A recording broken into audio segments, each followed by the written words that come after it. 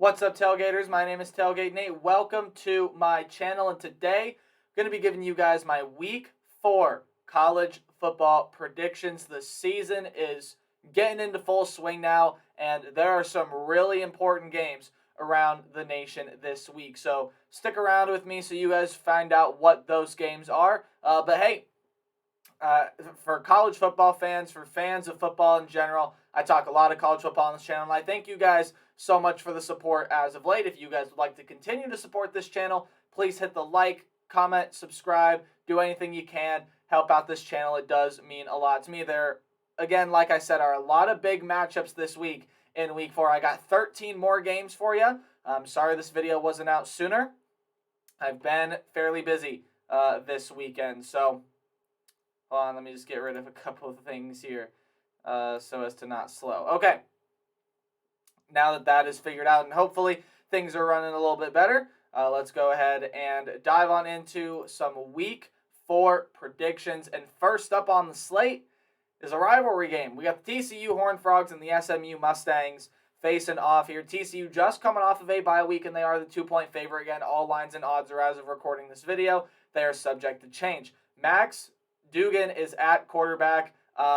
Again, with Chandler Morris being hurt for TCU, Max Duggan is there kind of running the show at the quarterback position, and yet one of his top weapons has yet to really find his groove, and that's Quentin Johnson.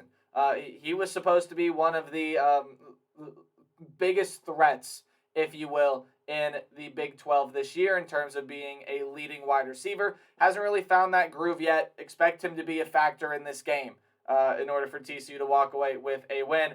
And the Ponies defense has struggled lately. This is the TCU offense that is moving. Again, Sonny Dykes, this is another interesting storyline. Sonny Dykes coming to play his former team. Of course, Rhett Lashley is now there as the head coach of SMU. Sonny Dykes, of course, with TCU. And back to the Ponies defense.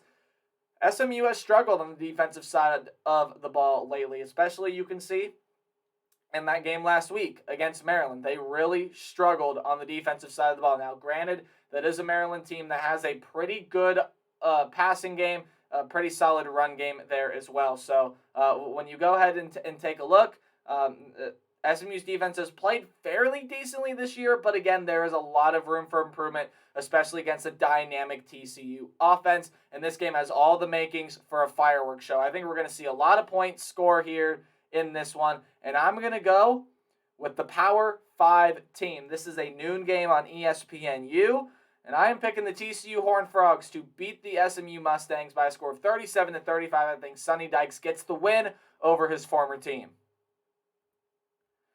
All right, I'm going to be at this game, by the way, and Memorial Stadium in Kansas is sold out for the first time since 2007. It's going to be a lot of fun. They're the 7-point favorite against another undefeated team, the Duke Blue Devils. If you guys would have told me that coming into this game, both of these teams would be undefeated, I would have told you you're nuts. Riley Leonard is a phenomenal, excuse me, I'm mixing up players here. Riley Leonard is a really solid quarterback for the Duke Blue Devils, and he's been able to really get this offense moving for Duke. Yet, this Kansas secondary is a little suspect, right? Kansas has not been able to defend the pass as well as they would like to this year. So watch for Duke to throw the ball a lot, for Riley Leonard to take some shots downfield.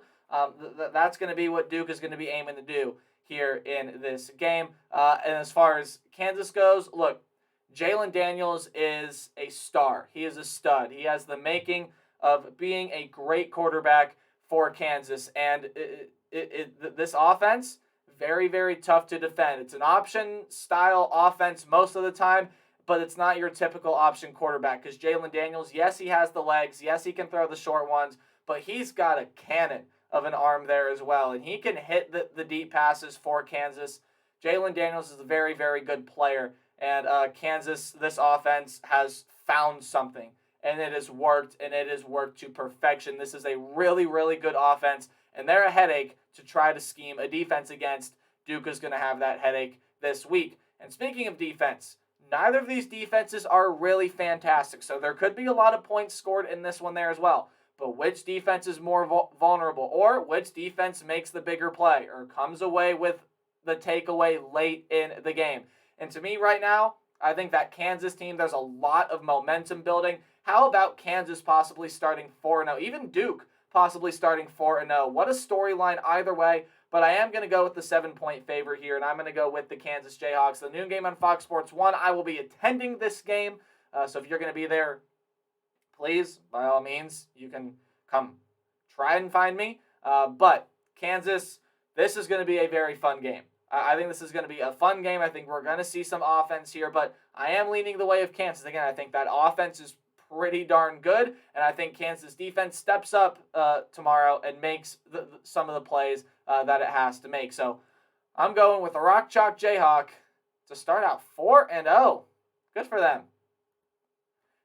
All right, moving into some Big Ten play now. We got another Big Ten game coming up later, but the Maryland Terrapins and the number 4 Michigan Wolverines, a battle of some undefeated teams here in the Big Ten Conference. One of these teams has to come away with a loss, and the odds makers are saying that that's going to be Maryland by a wide margin. The 17-point favorite for the Wolverines, and they have every single reason to be. This Michigan team has looked great, yet this is kind of their first big test of the season, as they have played subpar competition up to this point. They've played UConn, Hawaii, and Colorado State. All teams that, well, probably won't make a bowl game this coming season. Colorado State might be able to get there, but Hawaii and UConn, no. They are not getting to the postseason. So I don't think we've seen what this Michigan team can really do quite yet. Yes, their offense has been dynamic. Yes, their defense has been really good. But it may be some inflated stat lines based on who they've played in previous weeks. So with this being the first, especially for Michigan, true defensive test, when this Maryland pass game comes to town with Tulia Tagovailoa and the plethora of weapons that he has out there at the wide receiver position, Maryland's going to score points in this game. And Michigan's defense definitely already seemingly has taken a step back from where it was last year. However, this is still a very, very good defense. And Michigan's secondary is going to be tested today because Tagovailoa and company will spread you out and are not afraid to take shots deep down the field. On the other side, though, the Terrapins defense does need a big game. Michigan, like I just mentioned earlier, does also have a dynamic offensive scheme, and they like to run a lot of dynamic plays. J.J. McCarthy, of course, now the starter. I think he has a better arm than what Cade McNamara had, and this Michigan team is still playing Michigan Jim Harbaugh football. They are pounding the football inside, outside. They love to run the ball. And that's going to be something that Maryland's going to have to try to defend in this game. Again, I've talked about already, this is the Wolverines' first test this year, and we'll see how it goes for them. I think it's going to go not necessarily all according to plan. I do think Maryland is able to keep this game closer than some people in the Big House might like, but Michigan pulls away late and is able to get this win. This is the big noon game on Fox, and I do have Michigan winning this one by 11 points. I think Maryland's going to keep it closer than the spread. Again, this is kind of the first test we're seeing from Michigan, but I think coming out of this game, I think a lot of people are going to start to feel a lot more confident about what this Michigan team can do.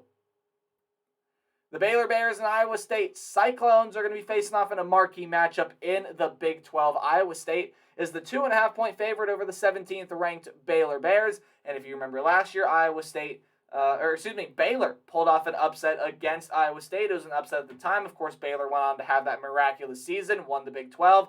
Now, Iowa State's going to be looking for a little revenge of what Baylor did to the Cyclones last year. Both offenses love to grind out yards. They love to run the ball first, pass the ball second, and both these offenses just very, very methodical, right? They like to take up clock. They like to take their time. And they like to make sure that their offensive scheme is going to play out the way that they think it is, right? So both these offenses do not have a problem of taking up time and really grinding out this game, which honestly favors Iowa State here, especially when you have the home crowd behind you, being able to play your style of football, especially since the other team plays that style of football as well, is very, very beneficial. Yet, the Cyclones defense, has been pretty solid up to this point this year. Yet, this is going to be its first true test. Baylor has a lot of playmakers on the offensive end that have made plays in games prior, especially when you look at that BYU game. So this is a Baylor team that is going to generate plays. And with Blake Shapen at quarterback, there's going to be some really big play threats. But for Iowa State and Hunter Deckers and Jarrell Brock and some of those other weapons on the offensive end, they can get going as well. But talking about the Cyclone defense, this is really the first kind of test the Cyclone defense is going to see. Baylor has already been tested. Again, as mentioned, they played BYU. So, and that is a very good Cougars team, even though they just got stomped last week by Oregon. That's still a good Cougars team. Don't get me wrong. This is going to be a hard-nosed Big 12 football matchup, and turnovers, I think, are going to be really, really key in deciding an outcome in this game. Which defense can force either the most turnovers or which defense comes up with the bigger turnover later in the game. And as much as some part of my beings really want me to pick Iowa State and go with the upset here, I just can't do it. I still am confident in what Dave Aranda and Blake Shapen have going with this Baylor team. And I do think that Baylor will pull, by what Vegas standards is a slight upset here. And I do think Baylor will come out on top of this one. This is the noon game on ESPN2. I have Baylor winning this one by 3. I just think that with Baylor's sheer aggression, they're going to be able to win this one. Both these teams are fairly young. I just think Iowa State is younger. And Baylor going to be looking to avoid that second loss on the year, avoid starting out 2-2. I think Baylor goes ahead and gets this win here in Week 4. Ooh, a marquee matchup in the ACC between two top 25 teams, two undefeated teams. This is going to be a fun game. The Clemson Tigers and the Wake Forest Demon Deacons are going to be facing off in Winston-Salem. This is going to be a fun game to watch there as well. Clemson is the 7-point favorite, and there's a lot of good reason for that. Wake Forest, again, has had to deal with the Sam Hartman situation, yet he is better now and he is back on the field. And his offense is very, very dynamic, but this Tigers defense, this is the best defensive front in the entire country, and this Clemson Tiger defense is loaded with NFL talent, and they have a lot of guys that could come back on that defensive line this week. Brian Brzee, Xavier Thomas, among some other names there as well. Just stupid amounts of talent on that defensive front.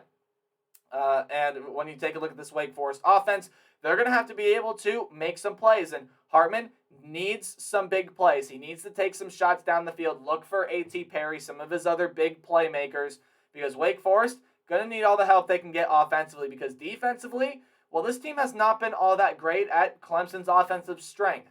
Wake Forest has not been that great at defending the run. They allowed 177 rush yards last week, and the Tigers love to run the football with Will Shipley, even DJ Uiagalelei. I know his play is still being questioned by a lot of the Clemson fan base, but he has played well above what he did last year. Right? DJ Uiagalelei has slimmed down his frame. That makes him more mobile. He can run the football, and his ability as a passer is starting to come along. And there are some good weapons out there on the Clemson wide receiving front. So this is going to be a very interesting game there as well. Wake Forest, what an upset this would be if they were able to pull this thing out. And Clemson, that offense is still not perfect, right? That offense is still having their struggles. Yet, when I look at this Clemson team, I just don't see Wake Forest being able to overcome this Clemson defense. As dynamic as this Wake Forest offense can be, I do not see them overcoming what Clemson is going to be able to put in front of Wake Forest, especially on that defensive front, which is where I think Clemson not only beats that 7-point spread, but I think wins comfortably. This is the noon game on ABC, and I just do not think that Wake Forest is going to be able to keep up with Clemson here in this game. I think Clemson wins this one fairly handedly, 34-21. Again, this is the Wake Forest defense that has really struggled this year, so we'll see if it can get going here in this game, but sadly, I'm going to favor the Clemson Tigers. As much as a huge upset as it would be for Wake Forest, can't pick against Clemson based on what I've seen up to this point. What a big game this is for both of these teams. North Carolina is going to look to try to get a rare win against the Notre Dame Fighting Irish as the Tar Heels look to start out 4-0, while the Fighting Irish just looking to gain some momentum. No surprise, in my opinion, why North Carolina is the 1.5-point favorite, but this is an Irish offense that needs to start finding its rhythm, right? With Drew Pine now at quarterback, the offense has got to get moving. Hey, you've got to pick up the pace. You've got to fill these pieces in, and you have got to get this offense moving because that's what Notre Dame is missing right now. They didn't even get 300 yards against Cal last week, yet they were able to come out with a win. All of Notre Dame's games have been fairly respectably close. Pardon me. But Notre Dame is a team that has to get this offense moving, right? And I think there's just no question about that, period. If this offense does not get going in this game, especially with how dynamic this North Carolina offense is, it could be a long day for Notre Dame fans because this Tar Heel offense has what it takes to get into the teeth of the Notre Dame defense and really make the Irish feel uncomfortable on that side of the ball. North Carolina has a pretty good offense this year, led by quarterback Drake May. So, hey, this is a North Carolina team that, again, has a good offense. Notre Dame's defense is still, in my opinion, one of the better units in the nation, at least when they play up to their full potential they are. It's just this is an Irish offense that, man, has just got to get stuff going. And, this is going to get fun if we end up having an offensive shootout type game because North Carolina's defense has just not been impressive this year.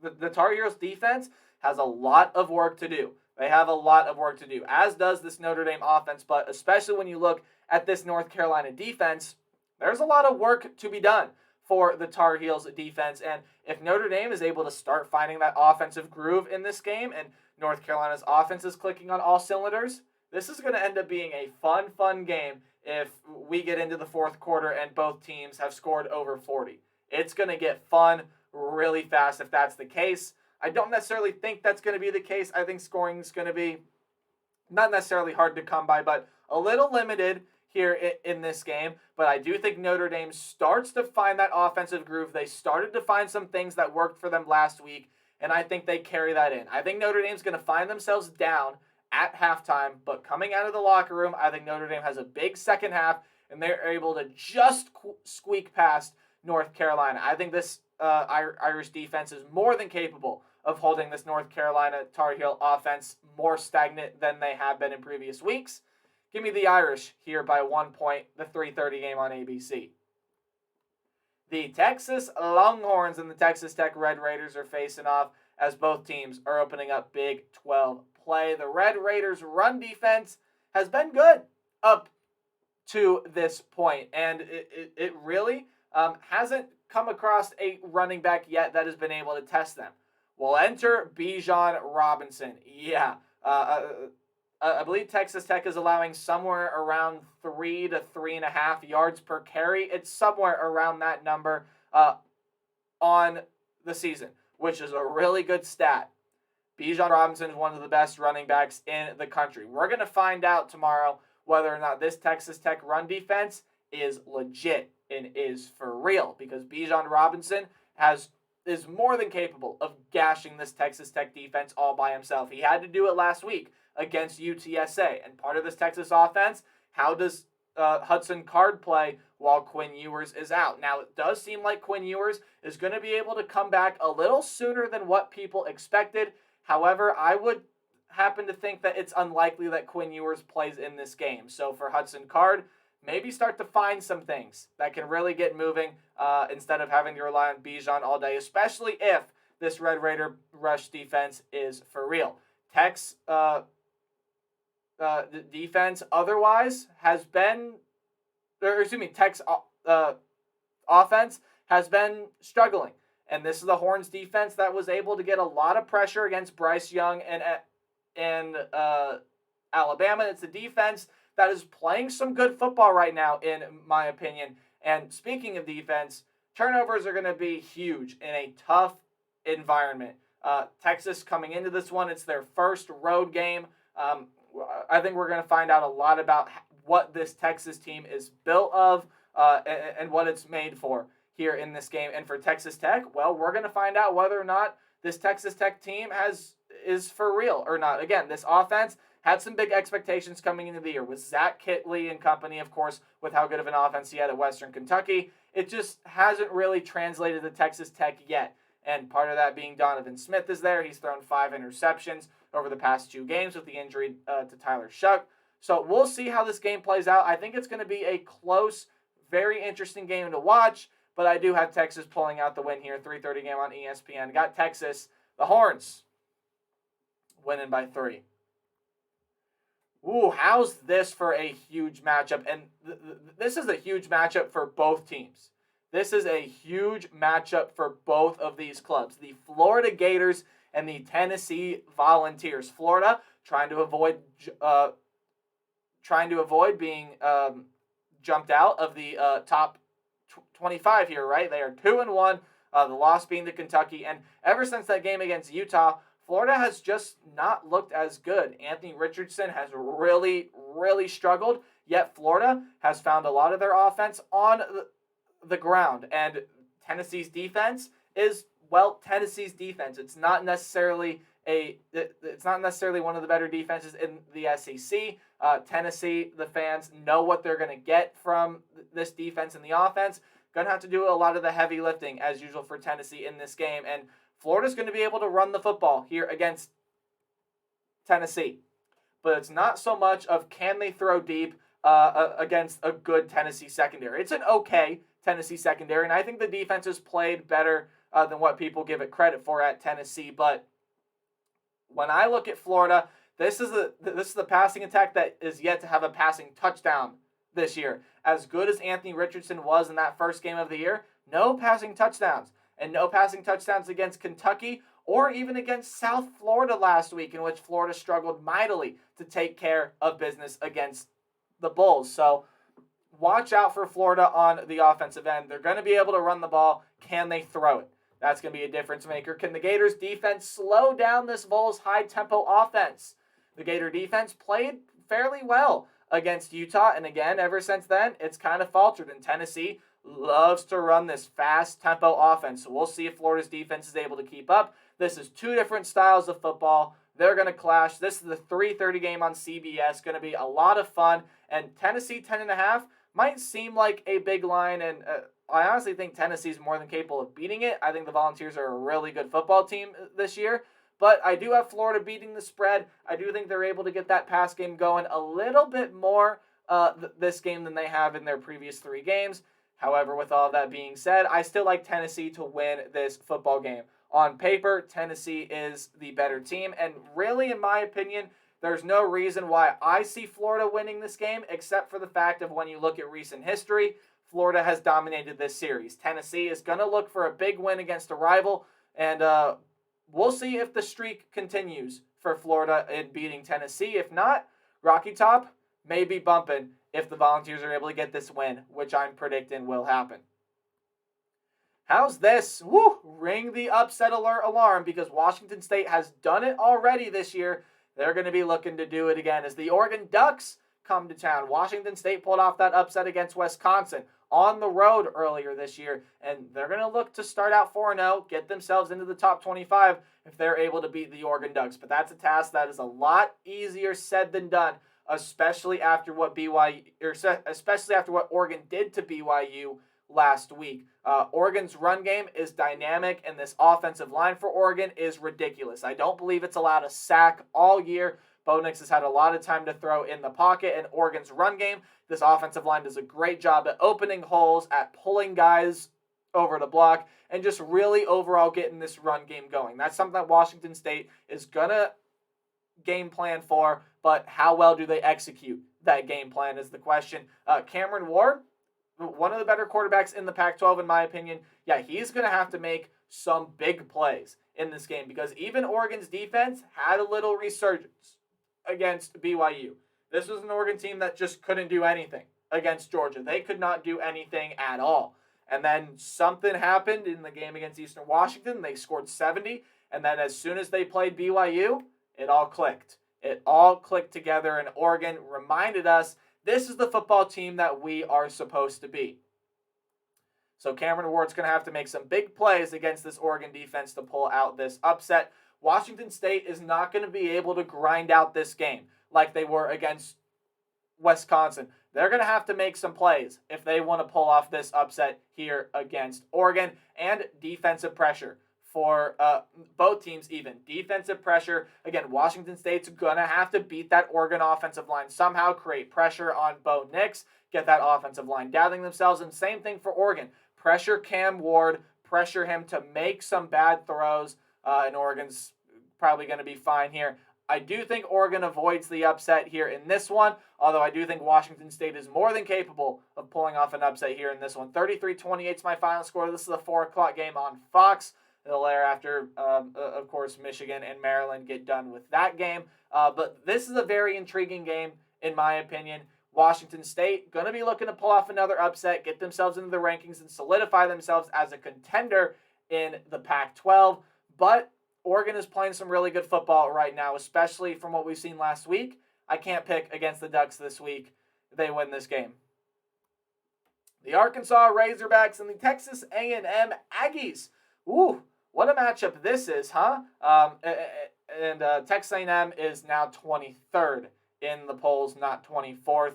That is my apologies, but hey, mistakes happen sometimes, so I do apologize for that, but anyway, back to this game. Texas A&M is the 2.5-point favorite. This is a neutral site game going to be played in Jerry World in AT&T Stadium in Arlington, Texas. And both of these teams are going to be looking to have something to prove. Arkansas is due for a resurgence after what would have been an embarrassing loss against Missouri State. That would have been the narrative around that game.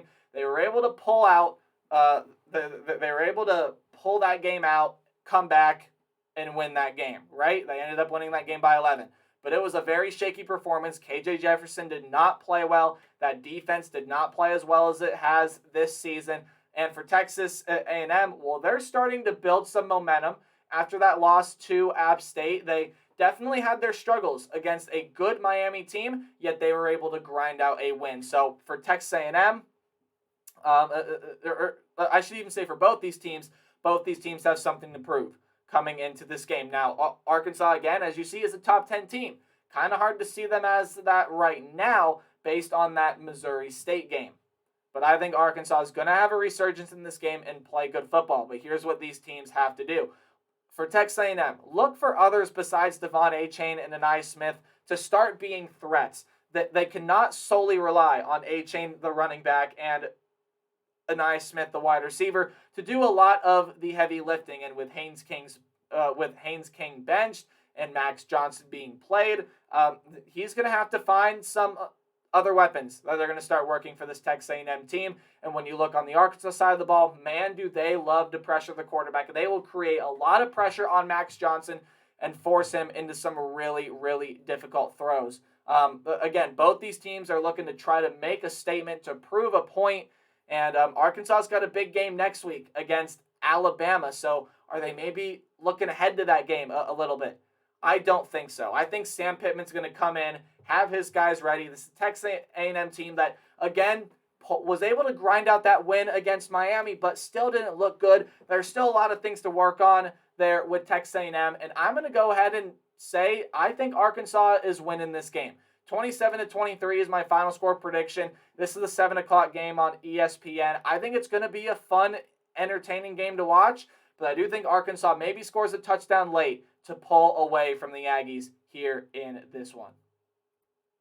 Another big matchup in the Big Ten as the Ohio State Buckeyes are going to be taking on the Wisconsin Badgers, and it's a blackout, baby. The black jerseys are coming back for Ohio State, and the shoe is going to be all blacked out. What a fun atmosphere this is going to be in Columbus. This is the prime time slot on ABC. And a couple things to note here in this game. The Badgers have one of the best run games in the Big Ten, if not in the entire nation, with Braylon Allen, Ches Malusi, and some other running backs there as well. But this Ohio State defensive front, if they've proven anything this year, it's that they can finally defend the run, which was really a huge part of this Ohio State defense last year, in that they couldn't really defend the run last year. And they're finally able to do that, right? Ohio State, the linemen are hitting their gaps. They're getting into the backfield, not only getting running backs behind the line, but sacking the quarterbacks as well. So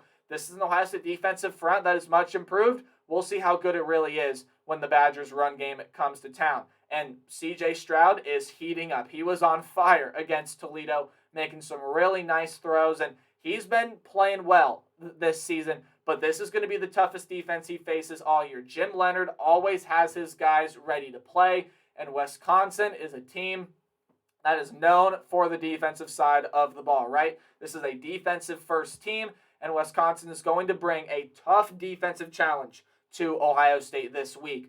Yet, let's look at the other side of the ball for Wisconsin. Graham Mertz. He's been playing better this year. Still not phenomenal numbers, but he has been playing a lot better this year. Give Mertz a lot of credit. He's been playing better this year. Yet, it's been against competition that, well, you want to see how he does against some good competition. This Ohio State secondary still has some kinks and things that they need to work out. So if Wisconsin's going to want to beat this game, yes, they need to be effective running the football. But if that doesn't work, then Graham Mertz is going to have to make some plays with his arm.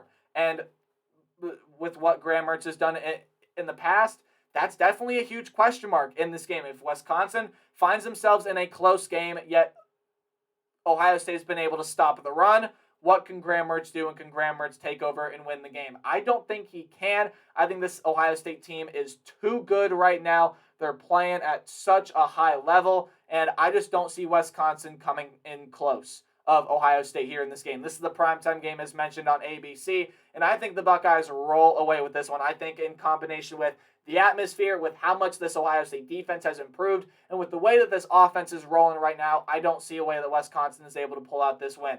I got the Buckeyes pulling this one out by 3 touchdowns. Kansas State and Oklahoma. Ooh, how's this for a matchup? If history tells you anything, it's that Kansas State loves to pull off the upset against Oklahoma. But these are two teams that are trending in the opposite directions so far this year. As the K-State passing attack with new quarterback Adrian Martinez, the Nebraska transfer, has really struggled, and it has got to find something against the Sooner defense that has shown so much improvement so far this season. It's crazy, right? The Sooners defense is much improved this year.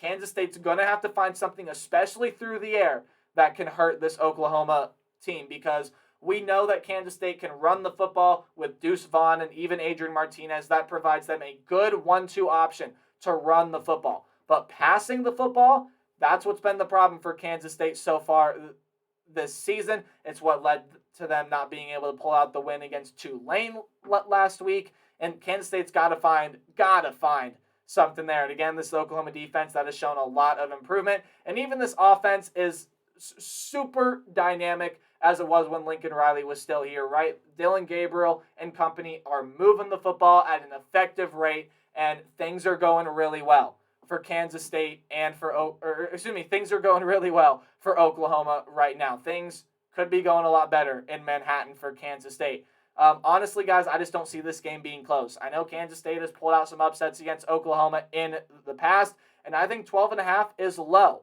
for this Oklahoma team. Kansas State's just been struggling too much this year, especially trying to get that pass game going, and I don't think this Wildcat defense has what it takes to stand up to what the Sooners bring on the offensive end. I think this one's an easy pick here. I'm going with Oklahoma. This is the 8 p.m. Eastern Standard Time game on Fox, and I got the Sooners winning this one by 18. I think Kansas State can put themselves in position to win this game, but a lot has to improve in this game for Kansas State to be able to do so. And the last game that we're going to be talking about here, the USC Trojans are firing on all cylinders. That offense is looking phenomenal with Caleb Williams, the plethora amount of transfers. I mean, USC, especially offensively, just looks unstoppable.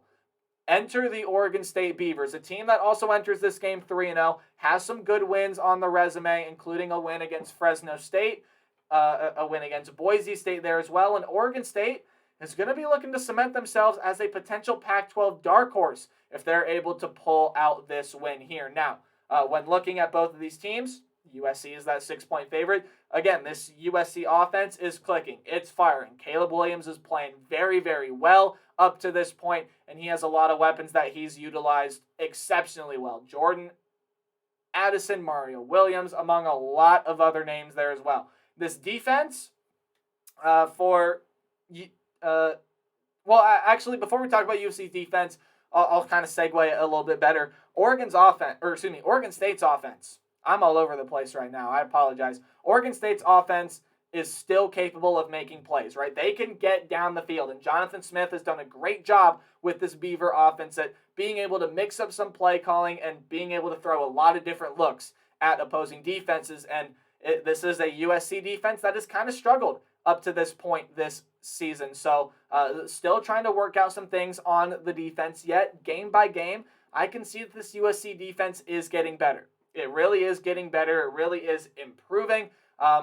And Oregon State, though, if they want to pull off an upset, they're going to have to be able to find a lot of those holes in this USC defense, and they need to provide a pass rush. If you don't get pressure on Caleb Williams, he is going to do whatever he wants. He will throw the deep ball. He will throw the short ball. He will run on you. Caleb Williams is a do-it-all, phenomenal quarterback. If Oregon State cannot either keep him in the pocket and or get pressure on him, maybe even get him down in the backfield a couple of times, this could be a long night for the Beaver faithful. And while I think this game is closer than the experts think, I do think that USC is going to be able to pull out this one late. I think Oregon State finds themselves in this game, and I think this is going to prove to be maybe a situation where we look back on Oregon State like they just missed winning this game.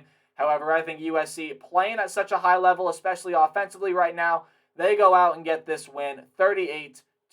And with that, that's going to do it for my Week 4 predictions, guys. Again, a big week in college football. Let me know what you guys have predictions for the games that I have listed and for any other games that you may be interested in as well. Don't forget to like, comment, subscribe, and remember to play hard but tailgate harder. I'll see all you guys in the next video. Goodbye.